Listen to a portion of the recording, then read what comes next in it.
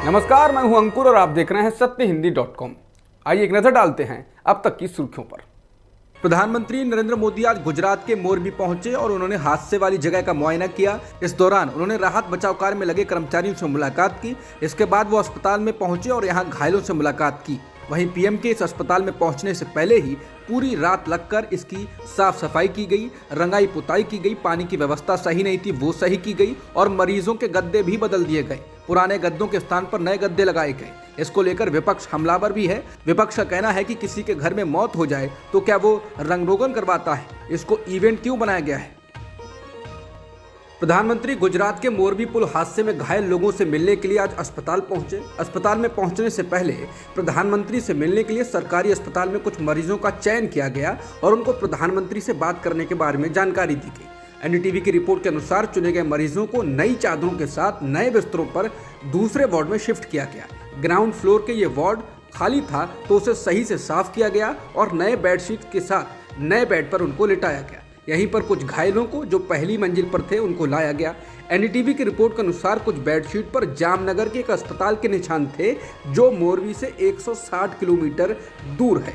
इसके अलावा पीएम मोदी के आने से पहले कम से कम 40 पेंटर्स ने रात भर अस्पताल के बाहरी हिस्से और अंदर सबको पेंट किया, यानी रंगाई करी, पुताई की।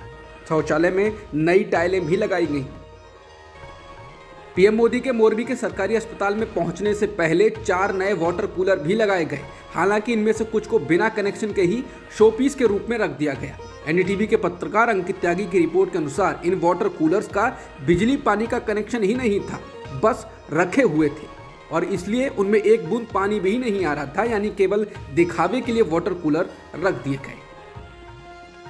एनडीटीवी की रिपोर्ट के अनुसार प्रधानमंत्री नरेंद्र मोदी के गुजरात के मोरबी में पुल ढहने की जगह पर जाने से ठीक पहले पुल की मरम्मत करने वाली कंपनी ओरेवा के पोस्टर्स को प्लास्टिक की शीट से ढक दिया गया। जहां जहां ओरेवा ग्रुप के बोर्ड थे उनको किसी शीट से ढका गया जिससे मीडिया के कैमरों में वो ना आए। हालांकि बीजेपी की ओर से एक फोटो ट्वीट किया गया है जिसमें पीएम मोदी खड़े हुए हैं और उनके पीछे ओरेवा का बोर्ड लगा हुआ है। हालांकि वो इकलौता फोटो है जिसमें बोर्ड ढका हुआ नहीं है और वो भी बीजेपी की ओर से ट्वीट किया गया है। बाकी मीडिया रिपोर्ट्स में जो फोटोज और वीडियो आए हैं उनमें बोर्ड ढके हुए हैं। गुजरात के मोरबी में हादसे को लेकर वहां का ओरेवा ग्रुप विवादों में घिरता जा रहा है। न्यूज एजेंसी एएनआई के मुताबिक अहमदाबाद में ओरेवा फार्म्स पर ताले लटके पाए गए हैं। यहां काम करने वाले कर्मचारियों का कुछ पता नहीं है। मोरबी में झूलतो पुल के गिरने से 135 मौतों के बाद ओरेवा ग्रुप के 9 कर्मचारियों को पुलिस ने गिरफ्तार किया है, लेकिन ओरेवा के मुख्य ठेकेदार को पुलिस अभी भी छू नहीं सकी है। ओरेवा को लेकर राज्य सरकार भी विवादों में घिरती जा रही है। द हिंदू अखबार की जांच पड़ताल में सामने आया है कि मोरबी नगर पालिका ने घड़ी, मच्छरमार रैकेट, सीएफएल बनाने वाली ओरेवा कंपनी के ट्रस्ट को झूलतो पुल के रखरखाव का ठेका 15 वर्षों के लिए दे दिया। इसके लिए किसी भी तरह का टेंडर नहीं निकाला गया। पुल को 7 से 8 महीने मरम्मत के नाम पर बंद रखा गया और 24 अक्टूबर को इसे खोल दिया गया। ओरेवा परिवार के सदस्यों ने बाकायदा पुल खोले जाने के मौके पर आयोजित प्रोग्राम में हिस्सा लिया। रविवार को छठ होने पर ज्यादा कमाई के चक्कर में पुल पर 70 रुपए का टिकट लेकर भारी भीड़ पहुंच गई और इसी दौरान यह हादसा हुआ जिसमें अभी तक 135 लोगों के मरने की बात सामने आई है।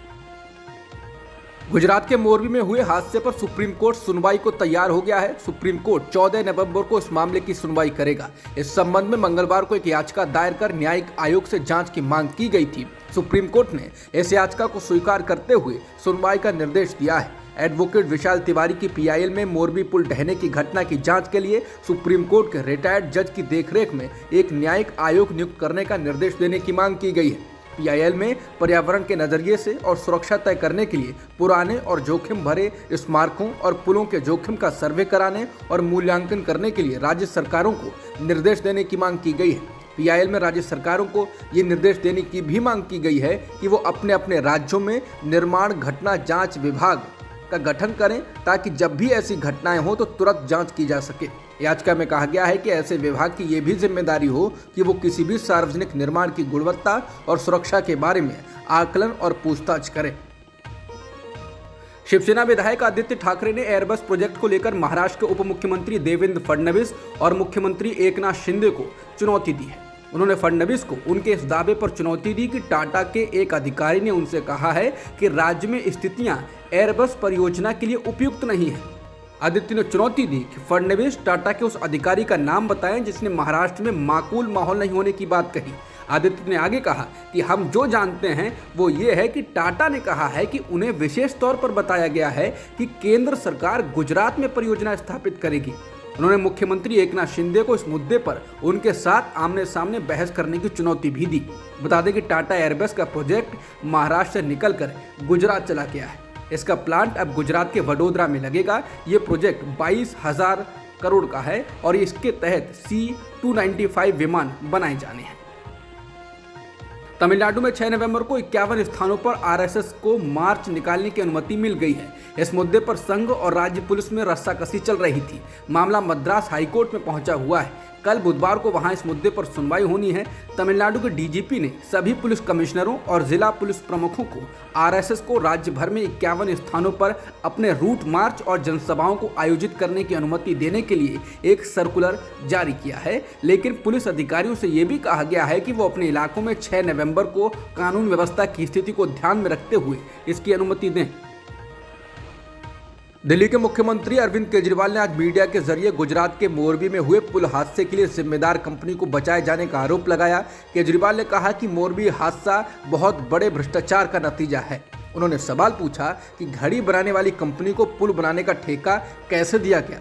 केजरीवाल ने आरोप लगाया है कि पुल बनाने वाली कंपनी वही है जिसने बीजेपी को चंदा दिया है। इसके साथ ही केजरीवाल ने बीजेपी पर निशाना साधते हुए कहा कि मुख्यमंत्री भूपेंद्र पटेल को तत्काल इस्तीफा दे देना चाहिए और राज्य में विधानसभा चुनाव होने चाहिए। आम आदमी पार्टी पर बीजेपी ने अब जेल में बंद सुकेश चंद्रशेखर के आरोपों के बाद हमला बोल दिया है। करोड़ों रुपए की ठगी और धोखाधड़ी में पहले से जेल में बंद सुकेश चंद्रशेखर ने दावा किया है कि उसने तिहाड़ जेल में बंद आम आदमी पार्टी के नेता सत्येंद्र जैन को 10 करोड़ रुपए प्रोटेक्शन मनी के तौर पर दिए थे। उसने दिल्ली के उपराज्यपाल वीके सक्सेना को पत्र लिखकर ये दावा किया और कहा कि वो सत्येंद्र जैन को साल 2015 से जानता है। पत्र में कहा गया है कि कुल 50 करोड़ रुपए का भुगतान किया गया क्योंकि उसे दक्षिण भारत में पार्टी के अंदर एक बड़े पद का वादा भी किया गया था। पत्र में कहा गया है कि सत्येंद्र जैन साल 2017 और 2019 में उससे जेल में मिलने आए थे और जेल में सुरक्षित तरीके से रहने और सुविधाओं को हासिल करने के लिए 2 करोड़ रुपए हर महीने देने के लिए कहा था। सुकेश चंद्रशेखर के आरोपों के बाद बीजेपी ने आम आदमी पार्टी पर निशाना साधा है। बीजेपी के दिल्ली प्रदेश अध्यक्ष आदेश गुप्ता ने कहा कि जेल के अंदर जो ठग है सुकेश चंद्रशेखर, उसी को सत्येंद्र जैन ने ठगने का काम कर दिया। उन्होंने कहा कि दिल्ली सरकार के जेल मंत्री पिछले 6 महीने से जेल से ही अपना धंधा चला रहे हैं। सुकेश चंद्रशेखर के आरोपों पर बीजेपी नेता संबित पात्रा ने पलटवार किया।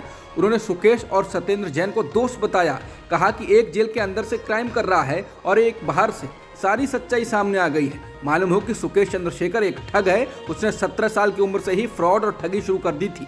इस दौरान उसने करोड़ों का घोटाला किया। उसने अभिनेत्री जैकलीन फर्नांडिस से लेकर न जाने कितने लोगों को अपनी ठगी का शिकार बनाया।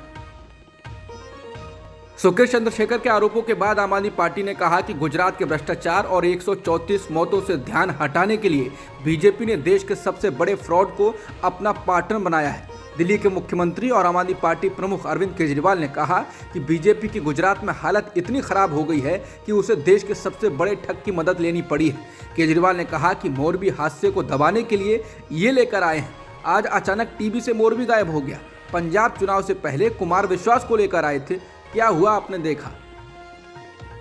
हिमाचल प्रदेश में चुनाव से ठीक पहले बगावत से परेशान बीजेपी ने उपाध्यक्ष राम सिंह को भी बाहर का रास्ता दिखा दिया है। इसके एक दिन पहले ही पार्टी ने 4 पूर्व विधायकों और प्रदेश उपाध्यक्ष कृपाल परमार को भी पार्टी से निकाला था, जिसके बाद आज हिमाचल प्रदेश के बीजेपी उपाध्यक्ष राम सिंह को 6 सालों के लिए पार्टी से निलंबित कर दिया गया है। बता दें, बीजेपी नेता राम सिंह पर अपनी ही पार्टी के खिलाफ निर्दलीय उम्मीदवार के तौर पर चुनाव में खड़े होने का आरोप था, जिसके बाद पार्टी ने फैसला किया। इससे पहले जिन 4 पूर्व विधायकों और 1 पूर्व उपाध्यक्ष को 6 सालों के लिए निलंबित किया गया था, वो भी निर्दलीय खड़े होने का फैसला कर चुके थे। प्रधानमंत्री नरेंद्र मोदी आज राजस्थान के मानगढ़ धाम पहुंचे। इस दौरान मंच से बोलते हुए राजस्थान के मुख्यमंत्री अशोक गहलोत ने बांसवाड़ा में कहा है कि दुनिया भर में उन्हें गांधी के देश से आने की वजह से सम्मान मिलता है। इस दौरान पीएम मोदी और मध्य प्रदेश के मुख्यमंत्री शिवराज सिंह चौहान समेत वरिष्ठ नेता मंच पर मौजूद थे। गहलोत ने कहा कि हमारा देश इस समय दुनिया भर में इतिहास बना रहा है। इस पर कुछ कहने की जरूरत नहीं है, क्योंकि दुनिया में हमारे मुल्क का इस समय जो मान सम्मान है वो कहां से कहां पहुंच गया है। कहाँ हम गुलामी के जंजीरों में जकड़े हुए थे, हम यहाँ इसी पर बातचीत कर रहे हैं। और अब देश कहाँ पहुँच गया है। गहलोत ने कहा कि पीएम मोदी जब विदेश जाते हैं तो उन्हें कितना सम्मान मिलता है। ये सम्मान क्यों मिलता है? ये सम्मान इसलिए मिलता है क्योंकि नरेंद्र मोदी जी उस देश के प्रधानमंत्री हैं जो गांधी का देश है, जहां लोकतंत्र की जड़ें मजबूत हैं, गहरी हैं और जहां 76 साल बाद भी लोकतंत्र जिंदा रहा है। जब दुनिया को इस बात का एहसास होता है तो उन्हें गर्व होता है कि ऐसे देश के प्रधानमंत्री मोदी जी उनके यहाँ आ रहे हैं। प्रधानमंत्री नरेंद्र मोदी ने राजस्थान के बांसवाड़ा जिले में आदिवासियों के प्रमुख तीर्थ स्थल मानगढ़ धाम को राष्ट्रीय स्मारक का दर्जा दिया। इससे जलियांवाला बाग की तरह मानगढ़ धाम की भी पहचान होगी। राजस्थान, गुजरात और मध्य प्रदेश के आदिवासियों के लिए बड़ा तीर्थ है। प्रधानमंत्री नरेंद्र मोदी ने कहा कि हम आदिवासी समाज के बलिदानों के ऋणी हैं। प्रकृति से लेकर पर्यावरण तक, संस्कृति से लेकर परंपराओं तक को सहेजा है। आज समय है कि देश इस ऋण के लिए, इस योगदान के लिए आदिवासी समाज की सेवा कर उनका धन्यवाद करे। राहुल गांधी भारत जोड़ो यात्रा पर अभी तेलंगाना में हैं। इस दौरान राहुल गांधी ने मंगलवार को भारत जोड़ो यात्रा के दौरान तेलंगाना में रोहित वेमुला की मां राधिका वेमुला से मुलाकात की। मालूम हो कि वेमुला ने साल 2016 में कथित रूप से प्रताड़ित किए जाने के बाद हैदराबाद यूनिवर्सिटी में आत्महत्या कर ली थी, जिसके बाद बड़े स्तर पर विरोध प्रदर्शन हुए थे। वहीं रोहित वेमुला की मां के साथ तस्वीर को साझा करने के बाद राहुल गांधी ने ट्वीट कर लिखा है कि रोहित वेमुला सामाजिक भेदभाव और अन्याय के विरुद्ध मेरे संघर्ष का प्रतीक है और रहेगा। रोहित की माताजी से मिलकर यात्रा के लक्ष्य की ओर बढ़ रहे कदमों को नया साहस और मन को नई शक्ति मिली। गुजरात के 2 जिलों आनंद और मेहसाणा में रह रहे विदेशी नागरिकों को भारतीय नागरिकता देने का फैसला केंद्र सरकार ने किया है। राज्य विधानसभा चुनाव की घोषणा से पहले यह फैसला महत्वपूर्ण माना जा रहा है। राज्य में चुनाव की घोषणा किसी भी समय हो सकती है। इंडिया टुडे की रिपोर्ट के मुताबिक गृह मंत्रालय ने गुजरात के आनंद और मेहसाणा जिले में रहने वाले अफगानिस्तान, बांग्लादेश और पाकिस्तान के हिंदुओं, सिखों, बौद्धों, जैनियों, पारसियों और ईसाइयों को नागरिकता देने के आदेश को नोटिफाई किया है। ये नागरिकता इन लोगों को नागरिकता अधिनियम 1955 के तहत मिलेगी। गुजरात चुनाव से पहले दोनों जिलों के कलेक्टरों से कहा गया है कि वो उन देशों से आए लोगों को नागरिकता दें। राज्य में जल्द ही विधानसभा चुनाव होने वाले हैं। दोनों जिलों में हजारों की तादाद में बांग्लादेश, पाकिस्तान, अफगानिस्तान से आए हिंदू रह रहे हैं, लेकिन उनके पास विदेशी नागरिकता है। अब उन्हें भारत की नागरिकता मिलेगी तो वोट देने का अधिकार भी मिल जाएगा। इस तरह इस फैसले से बीजेपी को सीधा फायदा होगा। अभिनेता सलमान खान की सुरक्षा को X से बढ़ाकर Y+ कर दिया गया है। इसका मतलब है कि उनके साथ हर समय 2 सशस्त्र गार्ड होंगे। इसके साथ ही उनके आवास पर 24 घंटे 2 गार्ड तैनात रहेंगे। कमांडो अब उन 12 सशस्त्र पुलिसकर्मियों में शामिल होंगे जिन्हें X सुरक्षा के तहत दिया गया था। सलमान खान को बिश्नोई गिरोह से धमकी मिलने के बाद मुंबई पुलिस की सुरक्षा शाखा ने यह फैसला लिया है। हाल ही में खबर आई थी कि सलमान खान लॉरेंस बिश्नोई गैंग की हिट लिस्ट में है। रिपोर्ट में आगे कहा गया है कि इस गिरोह के सदस्यों को हत्या को अंजाम देने के लिए अभिनेता के फार्म हाउस के बाहर तैनात किया गया था। सलमान खान को ये धमकी जुलाई में मिली थी। उससे 2 महीने पहले ही कथित तौर पर लॉरेंस बिश्नोई समर्थित लोगों ने पंजाब के मनसा जिले में अपने गांव के पास पंजाबी गायक सिद्धू मूसेवाला की हत्या कर दी थी। एलोन मस्क ने ट्विटर बोर्ड के सारे डायरेक्टरों को हटा दिया है। एलोन मस्क अब एकमात्र डायरेक्टर है। हालांकि मस्क ने कंपनी में बड़े पैमाने पर छटनी की बात का खंडन किया था, लेकिन उनके खंडन के चंद घंटे बाद ये कार्रवाई सामने आई। ये जानकारी अमेरिकी मीडिया ने दी है। ट्विटर के नए मालिक के इस कदम के बाद ट्विटर बोर्ड के सभी पिछले सदस्य अब निदेशक नहीं हैं। इससे पहले दिन में एक रिपोर्ट में कहा गया था कि मस्क निकाल दिए गए कर्मचारियों को पेमेंट करने से बचना चाहते हैं, इसलिए कार्रवाई ठीक 1 नवंबर से पहले की गई। ट्विटर के बॉस बनने के बाद अब एलोन मस्क ब्लू टिक यानी वेरिफिकेशन के लिए फीस लेने जा रहे हैं। एलोन मस्क ने मंगलवार को ट्विटर पर ब्लू टिक इस्तेमाल करने के लिए फीस लगाने से जुड़ी जानकारी दी। दरअसल अमेरिकी लेखक स्टीवन किंग ने इन्हीं खबरों पर टिप्पणी करते हुए ट्वीट किया, मुझे ब्लू टिक के लिए हर महीने $20 की राशि खर्च करनी होगी। इसकी जगह उन्हें हमें पैसे देने चाहिए। अगर इसे अमल में लाया गया तो मैं यहाँ से एनरॉन की तरह चला जाऊंगा। इस पर जवाब देते हुए एलन मस्क ने कहा कि हमें अपने बिल भी भरने होते हैं। ट्विटर सिर्फ विज्ञापन दाताओं के भरोसे नहीं चल सकता। क्या $8 की राशि ठीक रहेगी? मस्क ने दूसरे ट्वीट में लिखा, मैं इस कदम को अमल में लाने से पहले इसकी वजहों को विस्तार से बताऊंगा। ट्रोल और बॉट्स को हराने का यही एकमात्र तरीका है। अब तक की खबरों में इतना ही। बाकी खबरों के लिए बने रहिए सत्यहिंदी.com के साथ।